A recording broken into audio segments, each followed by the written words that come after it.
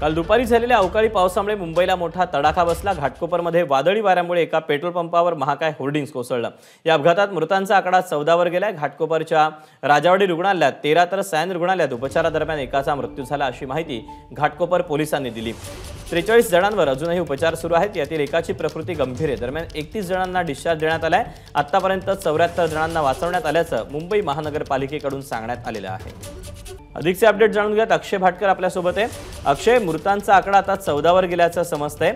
आत्ताची अपडेट काय आहे? रेस्क्यू ऑपरेशन अजूनही सुरू असल्याचं समजतंय। दीपक, अजूनही रेस्क्यू ऑपरेशन हे सुरू आहे आणि आज दुपारपर्यंत हे रेस्क्यू ऑपरेशन सुरू राहील असं एनडीआरएफच्या पथकाने सांगितलेलं आहे। आता हे एनडीआरएफचं पथक नेमकं आज काय करणार आहे, तर हा जो बिलबोर्ड पडलेला आहे, हा जो होर्डिंग पडलेला आहे, त्या होर्डिंगला उचलण्याचं काम आज केलं जाणार आहे आणि त्यासाठीच भल्या मोठ्या 140-150 टनच्या ज्या क्रेन आहेत त्या आज आणण्यात आलेल्या आहेत। आणि इथे आपण पाहता एक प्लॅनिंग चालू आहे की कशा प्रकारे हे होर्डिंग जे आहे ते एकत्रितरित्या एका बाजूने का होईना पण उचलण्यात येईल, जेणेकरून अजून काही लोक आतमध्ये आहेत का याचा शोध घेता येईल। आतापर्यंत एकूण 88 जणांना या होर्डिंगच्या खालून काढण्यात आलेला आहे। त्यापैकी 14 जणांचा मृत्यू झालाय, तर 31 जणांना आतापर्यंत डिस्चार्ज देण्यात आलाय। 43 जणांवर उपचार सुरू होते।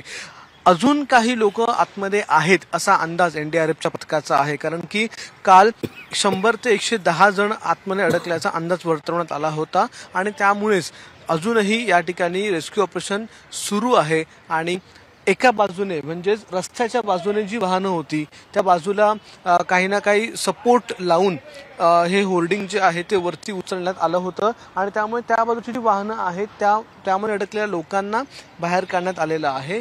तिकडे काही मृत्यू देखील होते लोकांचे।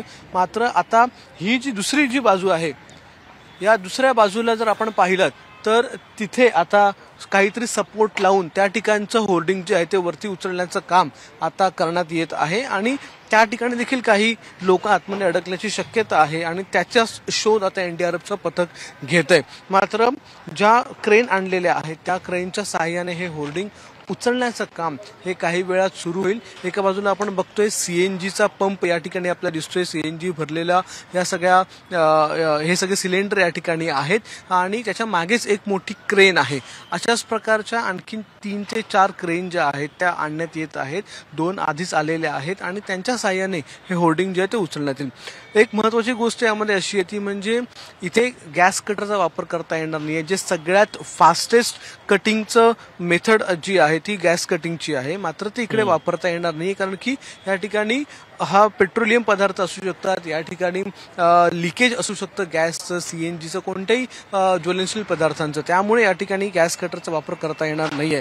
मग साध्या पद्धतीने तर हे एवढं मोठं होर्डिंग कापणं अशक्य आहे, म्हणूनच आता हे होर्डिंग जे आहे ते उचलण्यात येणार आहे आणि कालपासून ही तयारी सुरू होती। मात्र काही रेस्क्यू ऑपरेशन त्यांची जी मेथड आहे एनडीआरएफची, त्या मेथडच्या नुसार त्यांनी आधी पारंपरिक पद्धतीने वेगवेगळ्या साधनांचा उपयोग करून आतमध्ये कोणी जिवंत आहे का याचा शोध घेतला। मात्र आतापर्यंत जे समोर आलेलं आहे त्यामध्ये जिवंत जेवढी माणसं होती तेवढे सगळ्यांना रेस्क्यू करण्यात आलेले आहे, त्यांना बाहेर काढण्यात आलेलं आहे। अजून काही आतमध्ये आहेत का याचा शोध देखील घेतला जातोय। मात्र सध्या तरी आतमध्ये काही माणसं आहेत असा अंदाज सांगितला जातोय, मात्र त्यांच्या प्रकृतीबद्दल अजूनही काही कळलं नाहीये। ज्यावेळी आता हे होर्डिंग उचलण्यात येईल, बाजूला करण्यात येईल, त्याच्यानंतरच मध्यभागी जर काही माणसं अडकलेली असतील तर त्यांचा शोध लागेल, त्याच्यानंतरच कळेल की त्यांची प्रकृती नेमकी कशी आहे। मात्र साधारण 100 वाहनं तरी या खाली अडकलेली असल्याचा अंदाज व्यक्त केला जात होता काल आणि त्याच प्रकारची परिस्थिती आता आहे। अगदी वाहनांचा चुराडा झालाय,